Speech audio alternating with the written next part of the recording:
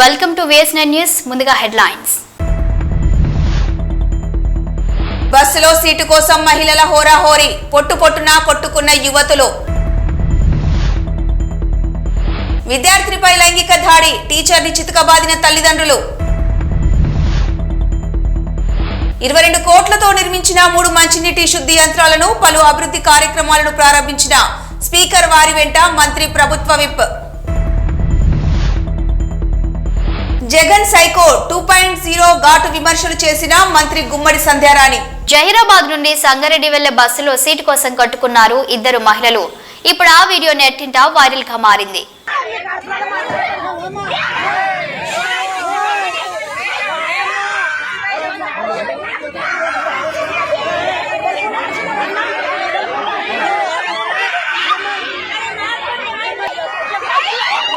అనకాపల్లి జిల్లా వడ్డాది NTS స్కూల్లో దారుణం చోటు చేసుకుంది. 9వ తరగతి చదువుతున్న విద్యార్థినిపై ఉపాధ్యాయుడు ప్రసాద్ లైంగిక దాడికి పాల్పడ్డాడు. దీంతో ఘటనపై ఆగ్రహం వ్యక్తం చేస్తూ ఉపాధ్యాయుడు ప్రసాద్ ను స్తంభానికి కట్టి చితక్కొట్టారు విద్యార్థిని తల్లిదండ్రులు. నిందితుడిపై కఠిన చర్యలు తీసుకోవాలని అధికారులను ఆదేశించారు. Home minister Vangalapudi Anitha.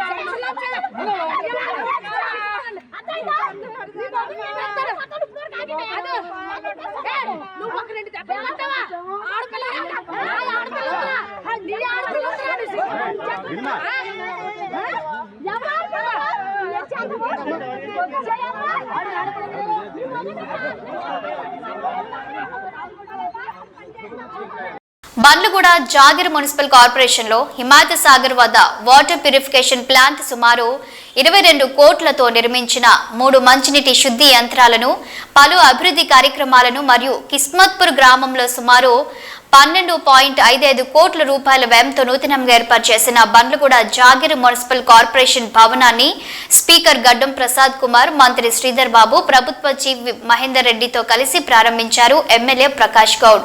ఈ కార్యక్రమంలో collector Narayana Reddy, municipal commissioner Sarath Chandra, మాజీ మేయర్లు, మాజీ కార్పొరేటర్లు, పార్టీ సీనియర్ నాయకులు, ఇతర ప్రజా ప్రతినిధులు పాల్గొనడం జరిగింది. రాష్ట్ర ఆర్థిక స్థితిగతులపై జగన్ రెడ్డి కట్టుకథలు ఎవరు నమ్మరని అన్నారు మహిళా శిశు సంక్షేమ శాఖ మంత్రి గుమ్మడి సంధ్యారాణి. ఈ మధ్య జగన్ మాట్లాడుతూ త్వరలో జగన్ ను 2.0 చూస్తారు అనడం అంటే ఇంతకు మునుపు కంటే తన పైశాచికత్వాన్ని చూపిస్తారా అని అర్థం వచ్చేలా ఆమె మాట్లాడారు. ఏనాడు కార్యకర్తలను పట్టించుకొని జగన్ ఇప్పుడు కార్యకర్తలకు అండగా ఉంటాడా అని ప్రశ్నించారు. ఎన్నడూ దోచుకోవడం తప్ప జగన్ వేరే పని లేదని ఎద్దేవా చేశారు గుమ్మడి సంధ్యారాణి. అందరికీ నమస్కారం. ఈరోజు పార్టీ ఆఫీస్లో అర్జీలు తీసుకోవటం అనే ఒక ముఖ్య కార్యక్రమం మీ అందరికీ తెలుసు. ఈ కార్యక్రమంలో ఎవరైతే ప్రజలున్నారు, పేద ప్రజలున్నారు, ఎవరైతే ఇబ్బందులు పడుతున్నారో వాళ్ళు వచ్చి వాళ్ళ తాలూకా అర్జీలు ఇచ్చి ఇక్కడ ఉన్నటువంటి ఎవరైతే ఇక్కడ ప్రజాప్రతినిధులు ఉంటారో వాళ్ళు ఇక్కడ ఉన్నటువంటి అధికారులకి వెంటనే ఫోన్ చేసి చెప్పటం కానీ, లేదంటే వాళ్ళ తాలూకా ప్రాబ్లం ఏదైతుందో అది రాసుకొని తెలియజేయటం అనేది మొదటి నుంచి ఈ ప్రజా దర్బార్లో అలవాటు పడ్డాం. అది చేసుకుంటూ వెళ్తున్నాం. ముఖ్యంగా నిన్న అబద్ధాల్లో ఆస్కార్ అవార్డు తీసుకున్న సైకో జగన్మోహన్ రెడ్డి నిన్న ఒక ప్రెస్ మీట్ పెట్టాడు. ఆయన ఆ ప్రెస్ మీట్లో 2.0 అంట, అంటే యాక్చువల్గా పిచ్చి జగన్మోహన్, సైకో జగన్మోహన్, దానిలో 2.0 జగన్మోహన్ అంటే ఒకసారి ఆలోచించండి. అంటే పిచ్చి ఏ రేంజ్లో ఉంది, సైకో ఏ రేంజ్లో ఉంది అనడానికి 2.0 సైకో జగన్మోహన్ రెడ్డి. ఇప్పుడు ఎందుకనంటే అతనే ఒప్పుకుంటున్నాడు. 5 సంవత్సరాలు నేను ఎవరిని కలవలేదు, 5 సంవత్సరాలు నేను ఎవరి ముఖం చూడలేదు, 5 సంవత్సరాలు కనీసం ప్రజాప్రతినిధులతో మాట్లాడలేదు, 5 సంవత్సరాలు కార్యకర్తలను పట్టించుకోలేదు, 5 సంవత్సరాలు కేవలం డబ్బులు దోచుకోవడంలోనే నేను దృష్టి పెట్టి ఉన్నాను. ఇప్పుడు అలా కాదు, ఇప్పుడు జగన్మోహన్ రెడ్డి 2.0 అంటే ఇంకా దోచుకోవడం ఎలాగో నేను మీకు చూపిస్తాను, కాబట్టి ఇప్పుడు అందరినీ కలుస్తాను అని చెప్తున్నాడు ఆయన. అసలు అతనికి నాకు తెలిసి మతి సరిగా పనిచేయదు.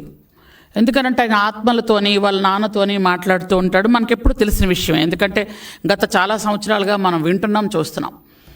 అయితే ఆయనకి ఏంటంటే 4 సార్లు ముఖ్యమంత్రి చేసిన అభివృద్ధి సంక్షేమాన్ని 2 కళ్ళు ముందుకు తీసుకెళ్తున్న పరిపాలనా దక్షుడిగా పేరు పొందిన శ్రీ గౌరవ ముఖ్యమంత్రి వర్యులు నారా చంద్రబాబు నాయుడు గారిని విమర్శిస్తున్నాను అని కూడా ఒంటి మీద తెలివి లేకుండా మతి భ్రమించి మాట్లాడుతున్న ఒక మనిషి, మానసికంగా పూర్తిగా జబ్బు పడిపోయిన మనిషి గురించి మాట్లాడాలంటే నాకు జాలేస్తుంది యాక్చువల్గా. అసలు ఏమని మాట్లాడాలి అర్థం అవడం లేదు. ఎందుకనంటే ఆ పాపం ఆ మందులు పనిచేయడం లేదేమో అని నాకు చిన్న అనుమానం కూడా ఉంది. లండన్లో తెచ్చుకునే మందులు పనిచేయడం లేదు. పోను సరే ఇంక వేరే హాస్పిటల్కి వెళ్ళాలంటే డబ్బులు లేవేమో, కానీ నేను ఒక పని అయితే చేయగలుగుతాను. ఆయన కోసం రికమెండ్ చేసి సీఎం రిలీఫ్ ఫండ్ నుంచి కొంత డబ్బులు ఇప్పించే ఏర్పాటు చేస్తాను. కొంచెం మంచి డాక్టర్ దగ్గర చూపించుకుంటే బాగుంటుందని నేను అనుకుంటున్నాను. ఎందుకంటే పాపం వయసు కూడా చిన్నది అంటున్నాడు కదా, ఈ వయసులో పాపం పూర్తిగా మైండ్ పోయింది. మైండ్ పోవడం వల్ల ఆయన చేసిన అప్పులు మనం చేసినట్టుగా చూపిస్తూ ఆయన ఎవరితో మాట్లాడుతున్నాడో మనకు తెలియదు. ఎందుకంటే ఆయనకి యాక్చువల్గా పెద్దలంటే గౌరవం ఉంటుందని మనం ఎప్పుడు అనుకోవడానికి కూడా లేదు. కారణం ఏంటంటే ఒక తండ్రి దాదాపు వయసు అంటే రాజశేఖర రెడ్డి గారి వయసు, చంద్రబాబు నాయుడు గారి వయసు ఇంచుమించు ఒక వయసు ఉన్న తండ్రి లాంటి ఒక మనిషి మీద తండ్రి లాంటి అన్నా కూడా తప్పేనండో. ఎందుకంటే తండ్రి చనిపోతే అక్కడ ఆ శవాన్ని పెట్టుకొని దాని మీద పేలాలు ఏరుకొని అక్కడ రాజకీయం చేయాలనుకున్న మనిషి కాబట్టి పెద్దవాళ్ళంటే గౌరవం ఉంటుందని నేను అనుకోను. అలాగే చిన్నాన్న, ఇంకా చిన్నాన్ని సొంత చిన్నాన్న అంటే తండ్రి తర్వాత తండ్రి, అలాంటి తండ్రిని చంపడంలో మహానుభావుడు పాత్ర ఎంత ఉందో అనేది వాళ్ళ చెల్లె సొంతంగా చెప్పింది. కాబట్టి ఆయనకి పెద్దలంటే భయం భక్తి ఉంటుందని కానీ మనం ఎప్పుడైతే అనుకోవడానికి లేదు. కాబట్టి ఎందుకంటే ఇవన్నీ చూస్తూ ఉంటే మనిషికి మతి పనిచేయట్లేదని క్లియర్గా అర్థమవుతుంది మనకి. ఎందుకనంటే ఏప్రిల్ మేలలో 20,000 కోట్ల రూపాయలు అప్పు చేసినటువంటి ఈ పెద్ద మనిషి అప్పు చేసిన వెంటనే ఎలక్షన్ వచ్చేసింది. ఆ డబ్బులు ఏం చేశారయ్యా మీరు? ఎవరికి పంచారు? తాడేపల్లి కొంపలో వేశారా? తాడేపల్లి కొంప కట్టారా? మీరు యాక్చువల్గా చెప్పాలంటే ఆంధ్రప్రదేశ్లో ఉన్నటువంటి డబ్బంతా గత 5 సంవత్సరాల్లో దాదాపు 20 సంవత్సరాలని ఆంధ్రప్రదేశ్ నెట్టేసి మీరు చేస్తున్న పని ఏంటి? తాడేపల్లి ప్యాలెస్ కట్టుకోవడం, ప్యాలెస్ చుట్టూ కంచేసుకున్నట్టు పెద్ద పెద్ద గోడలు కట్టుకోవడం, ఎగ్ పఫ్ఫులు తినేయటం, కోట్లాది రూపాయలు ఖర్చు పెట్టి మీరు ఏసీలు వేసుకోవడం, కోట్లాది రూపాయలు ఖర్చు పెట్టి మీ ఇంటికి రోడ్డు వేసుకోవడం. ఇది తప్ప ఏం పని చేశారు చెప్పండి? పోలవరం నిధులు మింగేశారు, అమరావతి నిధులు మింగేశారు, అలాగే డోక్రా మహిళ నిధులు మింగేశారు. చివరికి చిన్న చిన్న గ్రామ పంచాయతీ గ్రామ సచివాలయాల నిధులు కూడా మింగేశారు. సర్పంచుల అకౌంట్లో పడాల్సిన డబ్బులు కూడా మీ అకౌంట్లో వేసుకొని మింగేసినటువంటి పెద్ద తిమింగలాలు మీరేమో మంచి గురించి అభివృద్ధి గురించి మా చంద్రబాబు నాయుడు గురించి మాట్లాడే అర్హత ఏమీ మీకు లేదనడానికి నేను కాదు, రాష్ట్రంలో ఏ చిన్న అబ్బాయినైనా అడిగినా చెప్తారు. ఎందుకంటే ఈయనకు మతి పోయింది అని. నిన్న మాట్లాడతాడు ఆయన. ఒక విలేకరు ఎవరో పాపం అడిగారు, సార్ మీరు మళ్ళీ అసెంబ్లీకి వెళ్తారా అని. నేను అసెంబ్లీకి రావాలా వద్దో మీరు వెళ్ళి స్పీకర్ గారిని అడగండి. ఆ 2 మాటలకు ఏమైనా సంబంధం ఉందా అండి? నిజం చెప్పండి. ఇప్పుడు మీకు అర్థం అట్లా అనిపించోడని.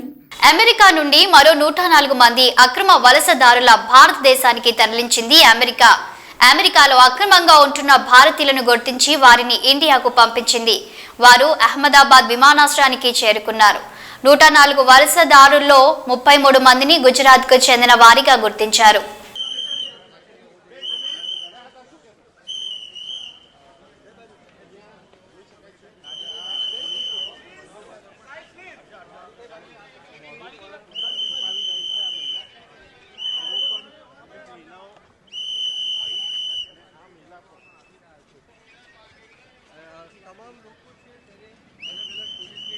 આ રીતે છે, આ બેસાડવામાં આવે છે. આ જોઈ શકો છો ટીવી 30 ની સ્ક્રીન પર દ્રશ્યો છે તે. ఆత్మహత్య యత్నానికి పాల్పడిన వివాహితను చాకచక్యంగా కాపాడారు పోలీసులు. ఓ వివాహిత ఆత్మహత్యకు పాల్పడుతుందని డయల్ 100 కు సమాచారం వచ్చింది. దీంతో తక్షణమే స్పందించి కానిస్టేబుల్ రాజు తరుణ్లు ఘటనా స్థలికి చేరుకున్నారు. మహిళ గదిలో ఉరివేసుకునేందుకు ప్రయత్నించగా తలుపులు బద్దలు కొట్టి ఆమెను రక్షించారు. ఆత్మహత్య యత్నానికి గల కారణాలు తెలియాల్సి ఉంది.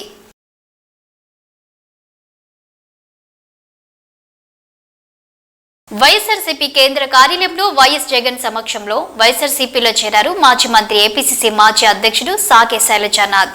శైలజనాథ్తో పాటు వైఎస్ఆర్సీపీలో ఏఐసీసీ మెంబర్ అనంతపురం డీసీసీ మాజీ అధ్యక్షుడు ప్రతాప్ రెడ్డి చేరారు. కార్యక్రమంలో ఎంపీ పెద్దిరెడ్డి మిథున్ రెడ్డి, వైఎస్ఆర్సీపీ సీనియర్ నాయకులు అనంత వెంకటరామరెడ్డి, వేంపల్లి సతీష్ రెడ్డి, కేతిరెడ్డి పెద్దారెడ్డి, వై విశ్వేశ్వరరెడ్డి, తలారి రంగయ్య, మెరుగా నాగార్జున, పలువురు నాయకులు పాల్గొన్నారు.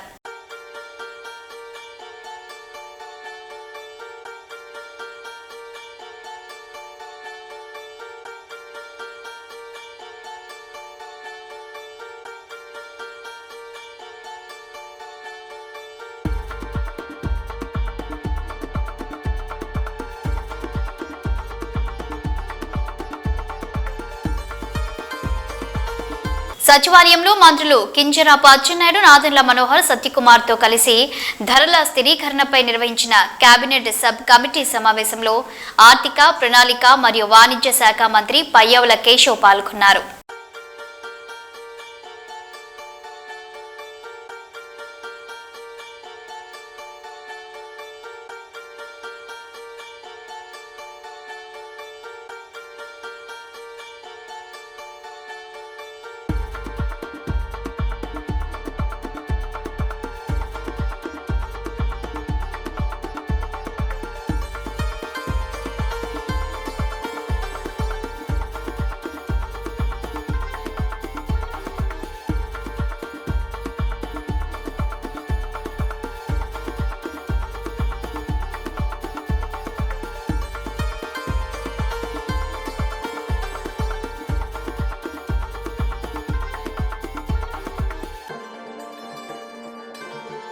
యాదగిరిగుట్ట శ్రీ లక్ష్మీ నరసింహస్వామి దేవస్థానానికి అనుబంధ ఆలయమైన పాతగుట్ట లక్ష్మీ నరసింహస్వామి వార్షిక బ్రహ్మోత్సవాలు ముస్తాబైంది. నేటి నుంచి ఈ నెల 13వ తేదీ వరకు స్వామివారి బ్రహ్మోత్సవాలు జరగనున్నాయి. ఇక ఇవాళ ఉదయం వేద పండితులు స్వస్తి వాచనం, విశ్వక్సేన ఆరాధన, పుణ్యహావచనం, రక్షాబంధనం, అంకురారోపణం, మృత్సంగ్రహణంతో బ్రహ్మోత్సవాలకు శ్రీకారం చుట్టనున్నారు. ఉత్సవాల్లో భాగంగా వారం రోజుల పాటు ప్రతిరోజు ఉదయం సాయంత్రం స్వామివారికి అలంకార సేవలను చేపట్టనున్నారు. బ్రహ్మోత్సవాల్లో భాగంగా ఈ నెల 9న స్వామివారి సింహ వాహన సేవ, రాత్రి అశ్వవాహన సేవలో ఎదుర్కోలోత్సవం, 10న ఉదయం హనుమంత సేవ, రాత్రి గజ వాహన సేవలో తిరు కళ్యాణోత్సవం, 11న ఉదయం గరుడ వాహన సేవ, రాత్రి రథాంగ హోమం, దివ్య విమాన రథోత్సవం, లక్ష్మీదేవి సమేతంగా స్వామివారు భక్తులకు దర్శనమిస్తారు. 12న చక్రతీర్థం, మహాపూర్ణాహుతి, 13న అష్టోత్తర శతఘటాభిషేకంతో ఉత్సవాలు ముగుస్తాయి. ఈ నెల 10న రాత్రి నిర్వహించే స్వామివారి కళ్యాణంలో పాల్గొనే భక్తుల కోసం టికెట్లను అందుబాటులోకి తీసుకొచ్చారు. ఈ కళ్యాణ టికెట్ ధరను 600 రూపాయలుగా నిర్ణయించారు. బ్రహ్మోత్సవాల సందర్భంగా ఆలయ అధికారులు అన్ని ఏర్పాట్లు పూర్తి చేశారు. ఆలయ గోపురాలకు రంగులు వేసి మిరుమిట్లు గొలిపే విద్యుత్ దీపాలతో సర్వాంగ సుందరంగా తీర్చిదిద్దారు. పూర్వగిరి లక్ష్మీ నరసింహస్వామి వారి యొక్క దివ్యక్షేత్రంలో పాంచానిక దీక్షానుసారంగా శ్రీ పాంచరాత్ర శాస్త్ర దివ్యామోక్త ప్రకారంగా అత్యంత వైభవంగా బ్రహ్మోత్సవాలు నిర్వహించడం జరుగుతుంది. ఇటు బ్రహ్మోత్సవాలు ప్రారంభం 7/2/2025న స్వామివారి యొక్క బ్రహ్మోత్సవాలు స్వస్తి వాచనంతో, స్వస్తి పుణ్యాహవాచనంతో, రక్షాబంధనంతో ప్రారంభమవుతాయి. ఈ స్వస్తి వాచనం యొక్క విశేషము మంత్రాధీనంతో దైవతమని వేదం చెప్తోంది. మంత్రము ద్వారా భగవంతుని ఆశ్రయించవచ్చును. ఈ స్వస్తి వాచనముల చేత స్వామివారి సన్నిధిలో ఈ యొక్క ఆలయ శుద్ధి, మాడవీధుల యొక్క శుద్ధి నిర్వహించి స్వస్తి వాచనం ప్రారంభం చేసి స్వామి యొక్క బ్రహ్మోత్సవాలకు మేము అందరం కూడా కంకణబద్ధులై ఈ యొక్క ఉత్సవాన్ని దిగ్విజయపరుస్తామని చెప్పేసి స్వామిని ప్రార్థించడం జరుగుతుంది. సాయంకాలం అంకురార్పణ మహోత్సవం, ముత్సంగ్రహణ కార్యక్రమం కూడా దిగ్విజయంగా నిర్వహించడం జరుగుతుంది. ఇట్టి బ్రహ్మోత్సవ కార్యక్రమాలను అధికారులు భాస్కర్ రావు గారు వైభవవేతంగా నిర్వహించడం కొరకు విద్యుత్ దీపాలంకరణ సేవలు, అలాగే ఎంతో మంది పారాయణికులను కూడా ఆహ్వానించి ఇది బ్రహ్మోత్సవాలను నిర్వహించడం కొరకు వారు ఏర్పాట్లు గావిస్తున్నారు. అలాగే ధార్మిక సాహిత్య సభలను కూడా ఈ యొక్క బ్రహ్మోత్సవాలలో ఏర్పాటు చేయడం జరిగింది. విశేషంగా ఈ యొక్క బ్రహ్మోత్సవాలు ఎదుర్కోలు కార్యక్రమం 9వ తారీఖు 9/2/25న ఎదుర్కోలు మహోత్సవం సాయంకాలం 6:30 గంటలు 7 గంటల మధ్యలో ప్రారంభించి ఈ ఎదుర్కోలు మహోత్సవం చేయడం జరుగుతుంది. 10వ తారీఖు నాడు తిరుకల్యాణ మహోత్సవం, కన్నుల పండుగ ఈ యొక్క తిరుకల్యాణ మహోత్సవం చేయడం జరుగుతుంది. 11వ తారీఖు నాడు దివ్య విమాన రథోత్సవం కూడా అత్యంత విశేషంగా ఈ యొక్క మాడవీధులలో ఊరేగింపు చేసేసి ఎంతో మంది భక్తజన సమూహం చేత ఈ యొక్క రథోత్సవాన్ని కూడా తిలకించడం కొరకు ఏర్పాటు చేయడం జరుగుతుంది. తదుపరి చక్ర తీర్థం, శతకడాభిషేకంతో ఈ యొక్క ఉత్సవ సమాప్తి చేయడం జరుగుతుంది. ఇటు బ్రహ్మోత్సవాలలో భక్తులందరూ కూడా పాల్గొని స్వామిని దర్శించి ఈ ఉత్సవం యొక్క ఫలాన్ని పొందుదుగా కానీ ఆ లక్ష్మీ స్వామి యొక్క అనుగ్రహం చేత ఈ ఉత్సవాలలో అందరూ పాల్గొని తరించండి అని కోరుతూ జై శ్రీమన్నారాయణ. మార్కాపురం శాసన సభ్యులు కందుల నారాయణరెడ్డి మార్కాపురం పట్టణంలోని 11వ వార్డులో మన ఊరు మన ఎమ్మెల్యే కార్యక్రమంలో పాల్గొని ప్రజా సమస్యలు తెలుసుకున్నారు. ఈ సందర్భంగా ఎమ్మెల్యే మాట్లాడుతూ 11వ వార్డులో రోడ్ల సమస్యలు ఉన్నాయి అని, గత ప్రభుత్వంలో రోడ్లను సరిగా పట్టించుకోలేదని అన్నారు. ఇదే వార్డులో విద్యుత్ లైన్ సమస్య ఉందని, అనేక మంది కరెంట్ షాక్ గురయ్యారని, తక్షణమే ఈ లైన్ కు విద్యుత్ ఆపాలని అధికారులను ఆదేశించానని అన్నారు. కొత్త పెన్షన్లకు విరతులు వస్తున్నాయని, త్వరలో అర్హులకు పెన్షన్లు ఇస్తామని అన్నారు.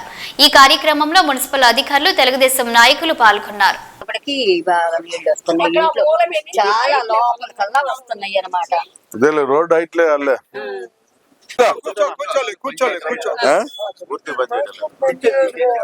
ఎందుకని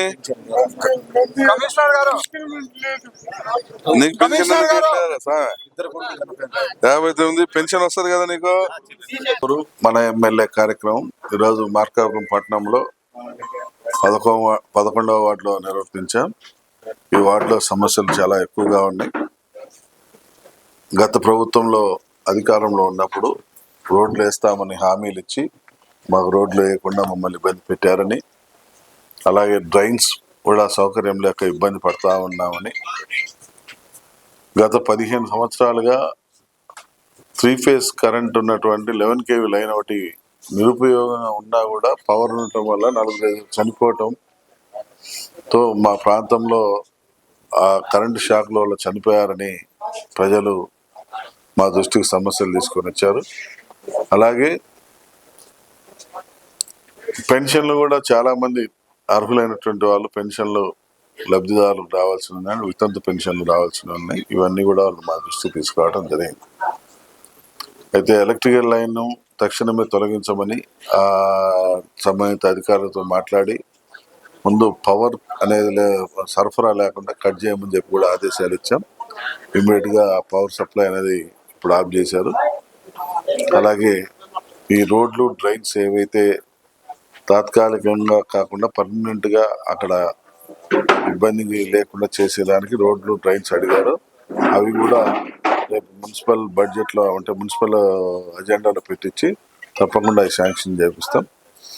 పోతే పెన్షన్లు అనేటువంటిది అర్హులైనటువంటి వాళ్ళందరినీ కూడా అప్లై చేసుకోమని చెప్పి ఇప్పుడు పెన్షన్లకు ఆల్రెడీ స్క్రూటినీలు జరుగుతూ ఉన్నాయి. కొన్ని ఈ స్క్రూటినీలు అయిపోయిన వెంటనే త్వరలో పెన్షన్లు కూడా వదులుతారు. వదిలినప్పుడు కొత్త పెన్షన్లు కూడా అప్లై చేసుకుంటే తప్పకుండా వాళ్ళకి న్యాయం జరిగేలా చూస్తామని చెప్పి ఈ సందర్భంగా ఈ వార్డు ప్రజలకు మాటిస్తాము. Thank you. ఆంధ్రప్రదేశ్ లో ఉన్న ప్రతి ఒక్క నిరుద్యోగి కొరకు అన్ని రకాల పోటీ పరీక్షల కొరకు తిరువూరు నియోజకవర్గ MLA Kolikapudi Srinivasa Rao doctor BR Ambedkar study circle అనే పేరుతో విద్యార్థులకు ఉచితంగా కోచింగ్ సెంటర్ను నిర్వహిస్తున్నారు. ఏపీలో ఉన్న ప్రతి ఒక్క నిరుద్యోగి ఈ కోచింగ్ సెంటర్ యొక్క సేవలు ఉపయోగించుకోవాలని ఎమ్మెల్యే కోరారు. ఉద్యోగ సాధనే ఊపిరిగా బంగారు భవిష్యత్తు కేరాఫ్ గా కొనసాగుతున్న doctor BR Ambedkar study centre విద్యే శాసన సభ్యుని మొదటి ప్రాధాన్యత. అతని పేరే కొలికపూడి శ్రీనివాస్. తాను చదువుకునే క్రమంలో పడిన కష్టాన్ని మరే విద్యార్థికి ఎదురవ్వకూడదనుకున్నారు.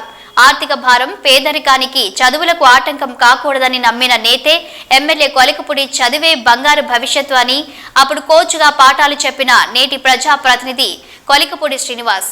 చదువు పూర్తయిన నిరుద్యోగులు తమ లక్ష్యాలను చేరుకోవాలంటే కోచింగ్ ఎక్కడికి వెళ్ళాలి, ఆర్థిక ఇబ్బందులు ఎలా భరించాలి అని నిరుద్యోగుల నెలకొన్న ఆందోళన చదువే కాదు, నిరుద్యోగులకు జీవితాలను రూపుమాపేది కూడా కోచింగే నమ్మిన వ్యక్తి.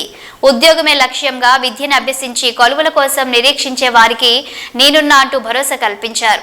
నిరుద్యోగ యువతీ యువకులకు ఎక్కడెక్కడో చెప్పే కోచింగ్ సెంటర్ల పేరు కాదనుకున్నారు. తిరువురు పేరే రాష్ట్రమంతా చెప్పుకునేలా ప్రణాళిక సిద్ధం చేసిన నేతే కొలికపూడి. కోచింగ్ ఇచ్చి ఇక్కడి నుండే ప్రభుత్వ కొలువులు సాధించేలా పేరు మోసిన ఫ్యాకల్టీలతో నిర్వహిస్తుందే కోచింగ్ సెంటర్. ఇప్పుడు నిరుద్యోగుల బంగారు కలలు నెరవేర్చేందుకు అండగా, భరోసాగా, ఆర్థికంగా అందరికీ దిక్సూచిగా రూపుదిద్దిందే కొలికపూడి కోచింగ్ సెంటర్. తిరువురులో డాక్టర్ బిఆర్ అంబేద్కర్ కోచింగ్ సెంటర్లో శిక్షణ పొందుతున్న నిరుద్యోగుల అభిప్రాయం. అందరికీ నమస్కారం అండి. నా పేరు కొత్తపల్లి అహల్య, మాది తిరువురు మండలం గానుగుపాడు. నేను ప్రజెంట్ అయితే డిగ్రీ ఫైనల్ ఇయర్ చదువుతున్నాను. డిగ్రీ ఫైనల్ ఇయర్ అయిపోయాక నెక్స్ట్ నేను ఎక్కడికి వెళ్ళాలా, ఏ కోచింగ్ చేయాలి. నా డ్రీమ్ అయితే ఐఏఎస్. అంత పెద్దది సాధించాలంటే అది చాలా కష్టం. అసలే పేదవాళ్ళం, అంత కోచింగ్ ఉంటుందా అని ఆలోచిస్తున్న సమయంలో ఇప్పుడు నేను డిగ్రీ ఫైనల్ ఇయర్ చదువుతున్నా. ఈ లోపల కొలికపూడి శ్రీని గారు ఒక ఫ్రీ కోచింగ్ అంటే నేను ఫస్ట్లో అనుకున్న వచ్చే టైంకి ఫ్రీ కోచింగే కదా, ఎలా ఉంటుంది ఏంటి అనుకున్నా. కానీ ఇక్కడికి వచ్చి చూసిన తర్వాత ఫస్ట్ రోజు క్లాసు జీకే కరెంట్ అఫైర్స్. ఆ క్లాస్ విన్న తర్వాత నేను నెక్స్ట్ డే అసలు అయితే రాకూడదు అనుకున్నా. కానీ ఆ క్లాస్ విన్న తర్వాత ఇంత బాగా చెప్తున్నారు, దీన్ని నేను మిస్ అవ్వకూడదని నేను కాలేజీకి కూడా వెళ్ళకుండా ఇప్పుడు ఇక్కడ కోచింగ్కి వస్తున్నాను. మరి కొలికపూడి శ్రీని సార్కి నేనైతే చాలా థ్యాంక్ఫుల్గా ఉంటా. ఎందుకంటే ఇప్పుడు నేను ఆర్ఆర్బీ ఉంది, దానికి ట్రై చేస్తా. అలాగే నేను కానిస్టేబుల్లో కూడా ఉన్నాను. అలాగే నేను ఇంకా ఐఏఎస్కి వెళ్ళాలనుకుంటున్నా. కొలికపూడి శ్రీని సార్ ఒకటే చెప్పారు, కష్టం మీది, డబ్బు నాది, ఫలితం మనందరిది అన్నారు. సో సార్కి నేను ఒక గిఫ్ట్ ఇవ్వాలనుకుంటున్నా. ఎందుకంటే పేరెంట్స్ అయితే పెట్టే స్థితిలో లేరు. కానీ ఈ రోజుల్లో ఎవరైనా ఒక వ్యక్తి పైకి వచ్చాడంటే కింద ఉన్న వాళ్ళు మర్చిపోతారు. కానీ కొలికపూడి శ్రీను సారు మా ఎమ్మెల్యే అవ్వడం చాలా గర్వంగా ఫీల్ అవుతున్నా. అది కూడా నా గ్రాడ్యుయేషన్ కూడా కంప్లీట్ అవ్వకుండానే నా ప్రిపరేషన్ స్టార్ట్ చేస్తున్నా. దానికి కారణం కేవలం సారే. మరి సార్ ఎప్పుడు ఖాళీగా ఉన్నప్పుడు అప్పుడు వచ్చి మా దగ్గరికి విజిట్ చేస్తారు. సార్ అనుకున్నా నేను ఓన్లీ ఎమ్మెల్యే అంటే ఏ సబ్జెక్టు తెలియదేమో అనుకున్నా. Sir all in one history, Geography అన్నీ చెప్తున్నారు. చాలా బాగుంది. ఈ స్టేట్లోనే కాదు, అలాగే మన పక్క రాష్ట్రాల్లో కూడా నెంబర్ 1 ఫ్యాకల్టీని తీసుకొచ్చి మాకు చెప్తున్నారు. చాలా హ్యాపీగా ఫీల్ అవుతున్నాం. నాలాగా అందరూ కూడా చాలా పేదవాళ్ళు, ఇక్కడికి వచ్చిన వాళ్ళు అందరూ డబ్బున్న వాళ్ళు అందరూ కోచింగ్కి వెళ్ళిపోయారు. మేమైతే చాలా పేదవాళ్ళం, కష్టపడి చదువుకొని సార్కి ఒక విజయాన్ని తీసుకొస్తాం అనుకుంటున్నాం. సో మాకు ఈ అవకాశాన్ని కల్పించిన సార్కి, ఇక్కడ డైరెక్ట్ చేసిన ప్రతి ఒక్క సార్కి థ్యాంక్స్. బులెటిన్ ముగించే ముందు హెడ్లైన్స్ మరోసారి. బస్సులో సీటు కోసం మహిళల హోరాహోరీ, పొట్టున కొట్టుకున్న యువతులు. విద్యార్థినిపై లైంగిక దాడి, టీచర్ని చితకబాదిన తల్లిదండ్రులు. 22 కోట్లతో నిర్మించిన 3 మంచినీటి శుద్ధి యంత్రాలను, పలు అభివృద్ధి కార్యక్రమాలను ప్రారంభించిన స్పీకర్ వారి వెంట మంత్రి ప్రభుత్వ విప్. జగన్ సైకో 2.0 ఘాటు విమర్శలు చేసిన మంత్రి గుమ్మడి సంధ్యారాణి. ఇవి bulletin updates. Keep watching news.